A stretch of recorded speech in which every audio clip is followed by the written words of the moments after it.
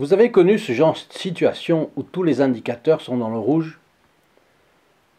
Guère agréable. Si un ami vous avait dit « gardez l'espoir », n'auriez-vous pas trouvé la formule à la fois un peu vaine et psychologiquement inaccessible?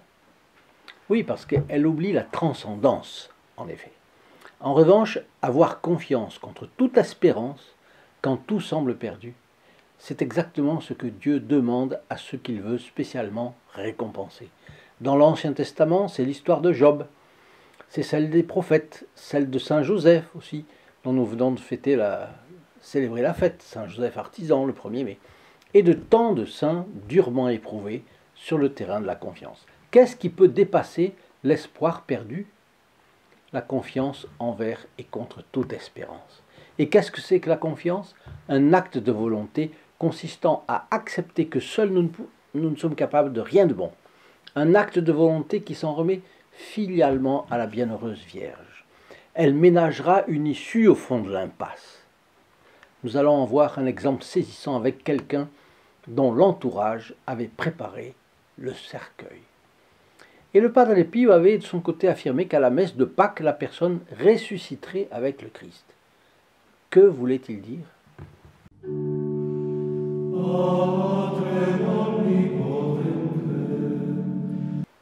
Cher ami fidèle du Padre Pio, bonjour.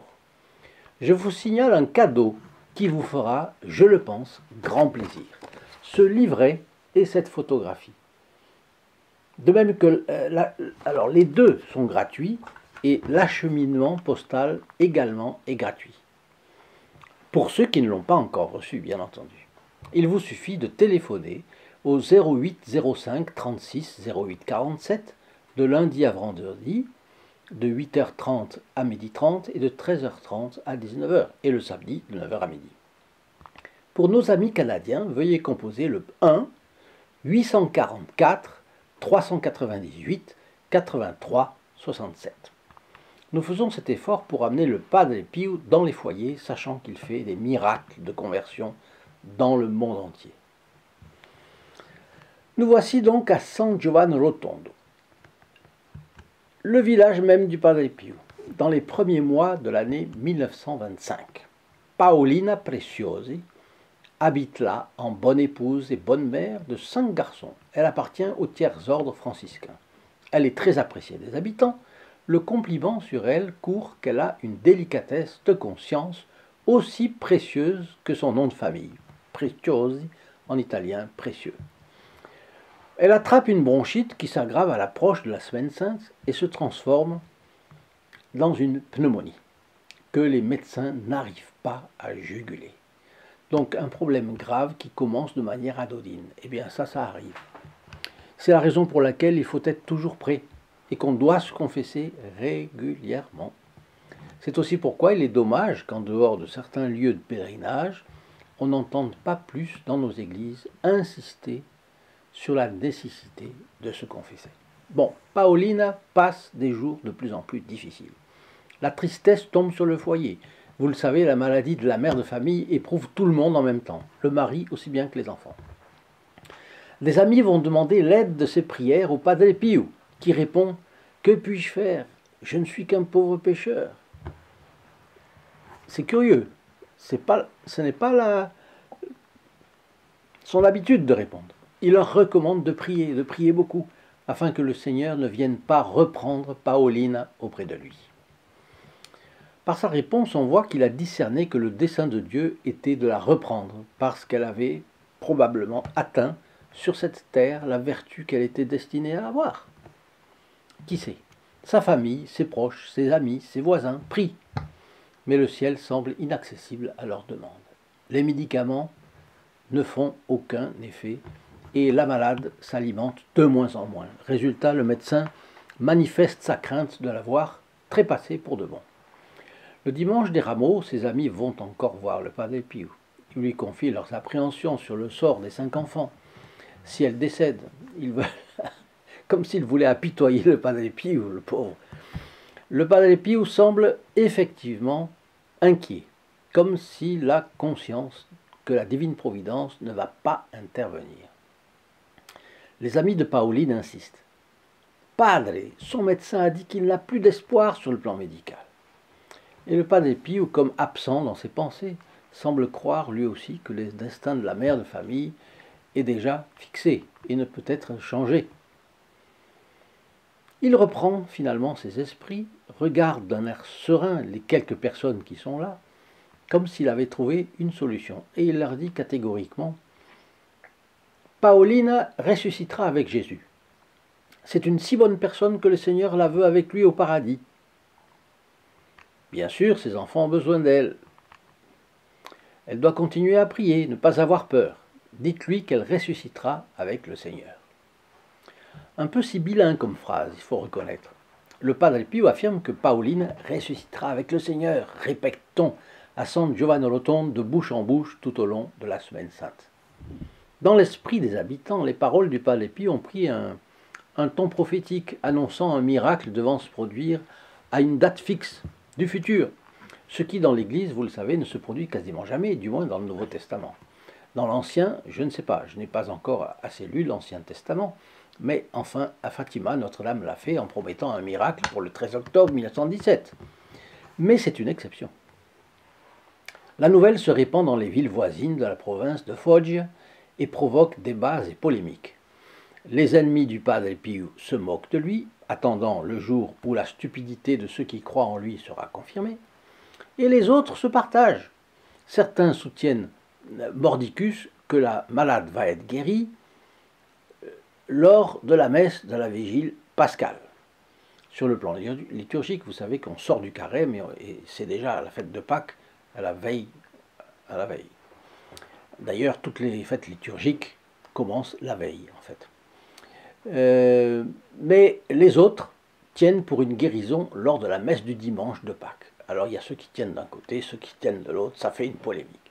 La nuit du vendredi saint, la malheureuse femme supplie encore Dieu de ne pas laisser 5 orphelins. Je vous disais que la Providence demande à certains de faire confiance contre toute espérance à la bienheureuse Vierge Marie. Paolina, elle, va de mal en pis. Ça n'empêche pas qu'elle peut avoir confiance, mais le fait est qu'elle va de mal en pis. C'est alors que le Padre Pio lui apparaît par bilocation. Ne crains pas, fille de Dieu. Ne crains pas, aie la foi et fais confiance. Demain, à la messe, quand les cloches de l'Église sonneront la résurrection du Christ, tu seras guéri. Donc là, c'est clair, ça va être le samedi. La voilà soutenue alors qu'elle arrive dans le fond de l'impasse. La voilà soutenue par le Padre Pio qui vient en bilocation. Elle continue à prier durant la nuit, du vendredi à samedi. Ses amis, voisins, parents aussi, tout le monde prie. Selon la coutume, ils ont même déjà préparé son cercueil. Ce n'est pas manquer de confiance, puisque seul un miracle peut la sauver. Sur le plan pratique, en revanche, la prudence exige de prendre les mesures nécessaires, les mesures pratiques. Le médecin considérait sa mort comme inexorable d'ailleurs, la science ne pouvant rien pour conserver une vie qui se retire d'un être vivant. D'un autre côté, le Padre Pio avait bien insisté sur le fait qu'on devait continuer à prier la Divine Providence pour la guérison. Dans la nuit du vendredi saint au samedi, elle tombe dans le coma. Donc vous voyez, l'impasse se referme. Et les membres du tiers-ordre franciscain préparent son linceul franciscain, qui est spécial, afin de l'en revêtir dès qu'elle sera morte. Oui, parce qu'elle fait partie du tiers-ordre. La situation est encore pire qu'avant, donc. Le matin du samedi saint, un de ses proches, avec 2 des enfants de Paolina, se rend au couvent pour implorer une fois de plus le Padre Pio, leur seul appui. On voit la mobilisation de tous auprès de Dieu, mais aussi auprès du Padre Pio. Une mobilisation à l'italienne, serais-je tenté de dire. Mais que peuvent les prières des hommes si Dieu en a décidé autrement? D'un autre côté, pour tous ces gens, le Padre Pio représente une transparence de Dieu. Il voit Dieu dans notre bon capucin. Donc dans le désarroi, il se regroupe instinctivement autour de lui. C'était le Père de tout le monde. Devant les larmes des deux petits-enfants, le capucin dit à haute voix, Père céleste, faites que le sacrifice de la messe renouvelle la vie et la santé de votre précieuse fille. Il avait toujours un peu d'humour, le Padre Pio. Elle s'appelle Preziosa, Preziosi, et il fait encore presque un jeu de mots. Dans votre bonté, elle est déjà prête à vous rejoindre. Mais permettez qu'elle reste sur la terre pour le bien de ces 5 garçons. Il serre fort dans ses bras les 2 enfants présents, et il s'en va. Entre-temps, il reçoit l'information que le curé de la ville est arrivé chez Paolina et lui a administré les derniers sacrements de l'église. Puis, au fur et à mesure que passe la matinée, il a d'autres informations. Un peu plus tard, elle ne reconnaît plus personne. Un peu plus tard encore, elle est pour ainsi dire morte.